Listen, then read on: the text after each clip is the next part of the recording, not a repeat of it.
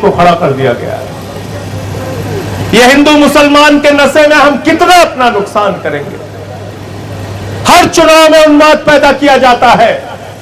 ठीक कहा हमारे साथी ने, बटोगे कटोगे, हिंदू मुसलमान, हिंदू ईवीएम मुसलमान ईवीएम, इससे तुमको मिलता क्या है जरा सोचना। क्या तुम्हारे बच्चों को अच्छी शिक्षा मिल पा रही है? क्या तुम्हारे घर वालों को अच्छा इलाज मिल पाता है? क्या तुम्हारे गांव में सड़कों का इंतजाम ठीक हो गया? क्या तुम्हारे गांव की स्वास्थ्य केंद्र, प्राथमिक स्वास्थ्य केंद्र ठीक हो गए? क्या तुम्हारे बच्चों को मिड डे मील में अच्छा खाना मिलने लगा?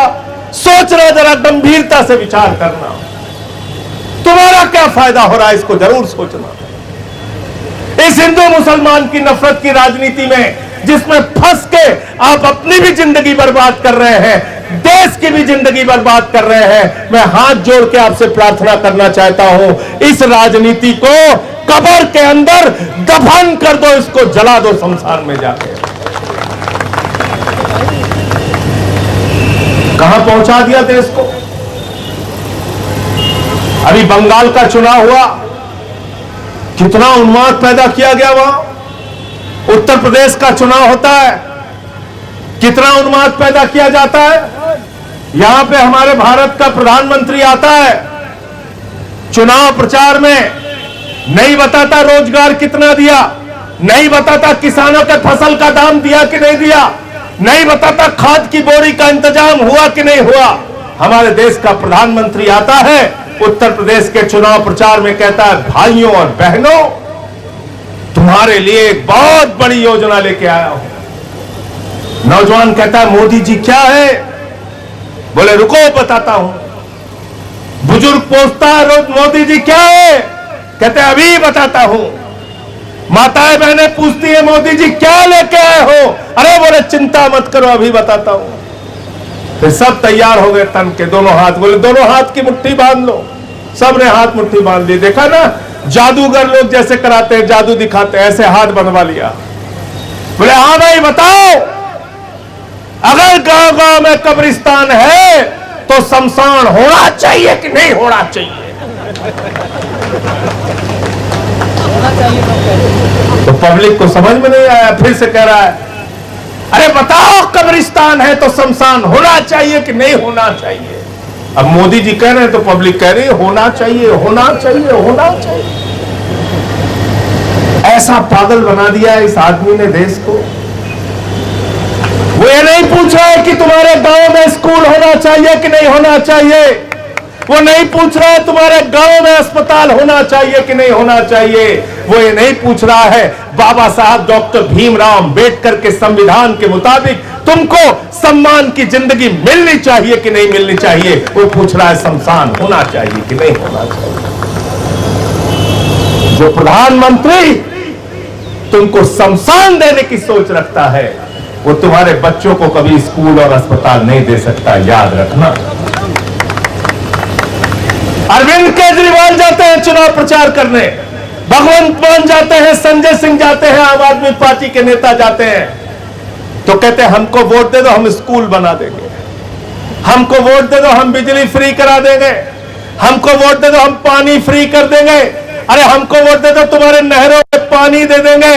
भाजपा ही जाता है चुनाव प्रचार करने के लिए, नरेंद्र मोदी जाते हैं चुनाव प्रचार करने, योगी जी जाते हैं चुनाव प्रचार करने, हेमंत विश्व शर्मा जाते हैं चुनाव प्रचार करने, तो कहते हैं अगर ममता जी 1 किलो मछली खाएंगी तो हम 2 किलो खाएंगे। कितना खाएंगे? 2 किलो खाएंगे। लोगों ने पूछा कैसे खाएंगे, तो मनोज तिवारी ने कहा हम ऐसे ऐसे खाएंगे, वो भी खा लिया। तो बोले भैया अभी पूरा नहीं हुआ। बोले फिर अनुराग ठाकुर ने कहा आज मंगलवार का दिन है ना, हम पार्टी दफ्तर में खाएंगे। तो मछली खाया, फिर मटन खाया, बोला खूब जम के खाओ, मंगलवार को खाओ, जम जम के मटन मछली खाओ, वोट भाजपा को दे दो, वोट। और दिल्ली में क्या कहेगा इनका भाजपाई विधायक? कहेगा अंडे की दुकान बंद करो, हमारा धर्म भ्रष्ट हो रहा है। मछली की दुकान बंद करो, हमारा धर्म भ्रष्ट हो रहा है। अरे चोरों, तुम्हारा धर्म दिल्ली में भ्रष्ट होता है, अब बंगाल में जाके मंगल को मछली और मटन खाते हो। यह दोहरा चरित्र इस देश की जनता को समझना पड़ेगा। Shem Shem Shem. समझो ये कैसे लोग हैं।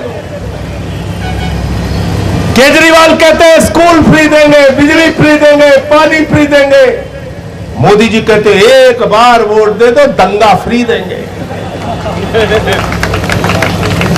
एक बार वोट दे दो, बस एक बार। देखना कैसे नौजवानों के हाथ में हथियार पकड़ाते हैं। जाके देखो बंगाल में क्या हो रहा है। ऐसा भविष्य चाहते हो हिंदुस्तान का? बताओ, ऐसा भविष्य चाहते हो तुम? ऐसा भविष्य चाहते हो क्या कि तुम्हारे नौजवानों के हाथ में हथियार हो, दंगे फसाद हो, लड़ाई झगड़े हो, बुलडोजर चलाए जाए, लोगों के घर जलाए जाए? ऐसा हिंदुस्तान चाहते हो क्या? बताओ हमको जरा। इस देश से प्यार है ना? इस देश से प्यार है कि नहीं? ये हाथ उठा के बताओ। है ना प्यार? और अगर इस देश से प्यार है तो विधायक बनोगे तभी प्यार करोगे। संजय सिंह सांसद रहेंगे तभी देश से प्यार करेंगे। केजरीवाल मुख्यमंत्री रहेंगे तभी देश से प्यार करेंगे। अरे इस भारत माता की मिट्टी में हमने जन्म लिया है तो हम इस देश से प्यार करते करते मर जाएंगे, लेकिन गलत चीज को बर्दाश्त नहीं करेंगे।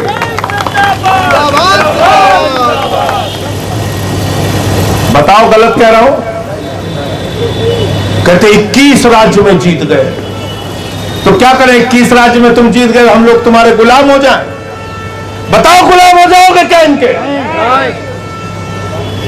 21 राज्य में जीत गए, 22 राज्य में जीत गए, पूरे देश में जीत गए। अरे बेईमानो, यही बांग्लादेश में शेख हसीना थी, 90% वोट पाके जीती थी। 6 महीने बाद जनता ने उड़ा के फेंक दिया। कहां चली गई पता नहीं। उसको फिर मोदी जी ने ही संरक्षण दिया।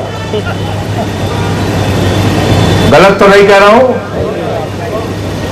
इसलिए सत्ता का अहंकार ठीक नहीं है। और याद रखना, जिन क्रांतिकारियों का नाम तुम लेते हो, शहीद आजम भगत सिंह, शहीद मंगल पांडे, शहीद अशफाकुल्ला, शहीद रोशन सिंह, शहीद राजेंद्र लाड़ी, शहीद राम प्रसाद बिस्मिल, शहीद चंद्रशेखर आजाद, जिन क्रांतिकारियों का नाम तुम लेते हो, नेताजी सुभाष चंद्र बोस, जिन क्रांतिकारियों का नाम लेते हो, जिन महापुरुषों का नाम लेते हो, बाबा साहब डॉक्टर भीमराव अंबेडकर, राष्ट्रपिता महात्मा गांधी, डॉक्टर राम मनोहर लोहिया, ये कभी विधायक मंत्री बनने के लिए राजनीति नहीं करते थे, देश को बचाने के लिए राजनीति करते थे। बताओ गलत तो नहीं कह रहा हूं? अगर वो भी सोच लेते अंग्रेजों का तो सूरज नहीं डूबता। इनसे लड़ाई क्यों लड़ो, जेल क्यों जाओ? तो क्या 15 अगस्त 1947 को देश आजाद हो पाता क्या? हो पाता क्या? आज देश की चिंता करो।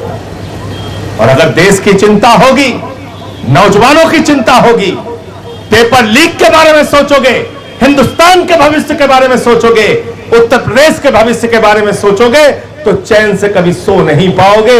सड़क पर निकलकर पद यात्रा करके गांव गांव जाकर लोगों को जगाते रहोगे। और यही तुमको करना है, याद रखना। जब तक हिंदुस्तान और उत्तर प्रदेश जग ना जाए, जब तक इनसे मुक्ति ना मिल जाए। जिंदाबाद जिंदाबाद। वरना तो मूर्ख उसको बनाने का आइडिया आ ही गया है। 4 मई तक क्या बोल रहे थे प्रधानमंत्री? देखो भाई, चिंता मत करना, तेल गैस की कोई कमी नहीं है, गैस का भंडार पूरा है, तेल का भंडार पूरा है, कोई चिंता। 4 मई खत्म हुआ, 5 मई आया, 6 मई आया, कमर्शियल सिलेंडर का दाम 993 रुपए। कितना बढ़ाया? 993 रुपए। कितना बढ़ाया कमर्शियल सिलेंडर का? 993 रुपए। अब 5 किलो वाला बच्चा सिलेंडर, जिसको मजदूर इस्तेमाल करते हैं, छात्र इस्तेमाल करते हैं, गरीब आदमी इस्तेमाल करता है, कितना बढ़ाया? 261 रुपए। कितना बढ़ाया? दिनेश पटेल कह रहे हैं मोदी जी ने कहा सिर्फ मुसलमानों को महंगा सिलेंडर मिलेगा, हिंदुओं को फ्री में मिलेगा। ऐसा कहा क्या? नहीं। क्यों भाई? सोमेंद्र भाई, 993 रुपए जो गैस का सिलेंडर बढ़ेगा वो हरिंदर शर्मा को फ्री में मिलेगा, मुसलमानों को 993 रुपए महंगा मिलेगा। क्यों भाई? पंडित जी गलत कह रहा हूं? ऐसा बोला क्या? नहीं। इस देश में 80% आबादी किसकी है? किसकी है? जोर से बोलिए। तो 993 रुपए महंगा सिलेंडर 80% देश की किस आबादी को खरीदना पड़ेगा? हिंदुओं का जेब काटो, हिंदुओं का भला करो। है? राम राम जपना, पराया माल अपना। वाह भाई मोदी जी। 261 रुपए छात्रों मजदूरों के लिए इस्तेमाल होने वाले गैस का सिलेंडर जो उसका दाम बढ़ा, उसकी सबसे ज्यादा मार किसके ऊपर पड़ेगी? गरीब मजदूर के। ज्यादा बड़ी संख्या किसके ऊपर पड़ेगी भाई? अब तो आवाज नहीं निकल रही। अब समझ में आ रहा है, जेब कट गई तो आवाज नहीं निकल रही। मजदूरों की। हिंदुओं पे ना। किस पे पड़ेगी ज्यादा बड़ी मार? किस पे पड़ेगी? 3 रुपए डीजल, 3 रुपए पेट्रोल महंगा हो गया। मोदी जी ने कहा हिंदुओं को फ्री में मिलेगा, मुसलमानों को 3-3 रुपए महंगा मिलेगा, करणबीर टिवाना को भी महंगा मिलेगा, सिखों को भी महंगा मिलेगा। ऐसा बोला क्या? ऐसा बोला क्या? मोदी जी ने कहा 80% हिंदुओं को 3-3 रुपए महंगा डीजल पेट्रोल मिलेगा, साथ में मुसलमानों को भी महंगा मिलेगा। यही तो है ना? यही है। फिर क्या किया? 1 लाख सरकारी स्कूल उत्तर प्रदेश में बंद हुए है। पूरे देश में 50,000 अकेले उत्तर प्रदेश में। कितने कितने भाई फौजी जी? 1 लाख पूरे देश में। 1 लाख। वो गांव में स्कूल रहते हैं। मेरे साथ गए जनक प्रसाद देखने के लिए। बताओ गए हो कि नहीं गए हो? कौन पढ़ता है वहां? पिछड़ों के बच्चे, शोषितों के बच्चे,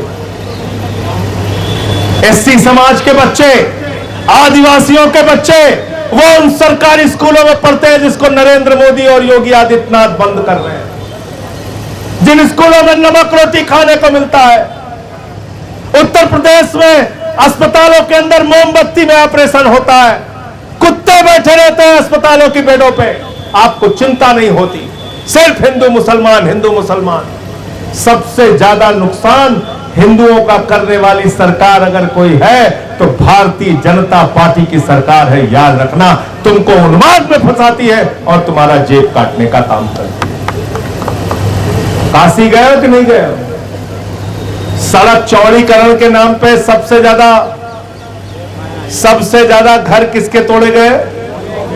जोर से बोलिए। अब आपको समझ में आ रहा है, इसलिए आवाज नहीं निकल रही है। किसके घर तोड़े गए? अयोध्या में किसके घर तोड़े गए? तो सबसे ज्यादा बुलडोजर किसके ऊपर चलाया गया? हिंदुओं पर। ये अंकुश चौधरी कह रहे मेरठ हमारा जिला आप भूल गए। भूले नहीं है। यहां पहले बुलडोजर किस पे चला? मुसलमानों पर। तब भाजपा ही कह रहे थे लड्डू बांटो, मुसलमानों पे बुलडोजर चल रहा है। फिर बुलडोजर कहां चला गया? हिंदुओं की मार्केट पे, उनके घर पे। कितने साल पुराने घर थे? 40 साल। 40 साल, 50 साल, 60 साल पुराने घर थे। उनको तोड़ दिया। कहने लगे हाय राम, ये तो बहुत गलत हो रहा है। तो एक बात याद रखना, यही बात कह के अपनी बात को खत्म करूंगा। अगर हिंदू मुसलमान की राजनीति के चक्कर में फंसे रहोगे तो न समझोगे तो मिट जाओगे हिंदुस्तान वालों।